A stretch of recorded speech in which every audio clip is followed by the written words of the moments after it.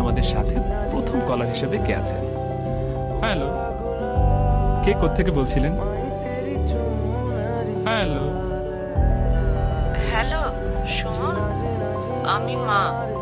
ফোনটা ঘরে ফেলে গিয়েছিস, এতগুলো মন হলে চলবে?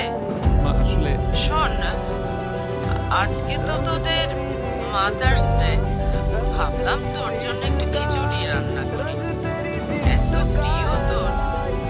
কিন্তু রান্নাঘরে গিয়ে দেখি একটুও মুগ ডাল নেই। তুই বাসায় আসার সময় 1 কেজি মুগ ডাল আর একটা ফার্মের মুরগি নিয়ে আসিস। আচ্ছা না, 2 কেজি আনিস। থাকলো লেবু আনিস। আর আমার হাঁটুর ব্যথাটাও এত বেড়েছে, কিন্তু ওষুধটাও। মা ওষুধটা তুমি সেকেন্ড। আর বাইরে খেয়ে আসিস না, তাড়াতাড়ি বাসায় ফিরিস। আচ্ছা তুই কাজ কর, রাখি রে। আসবো।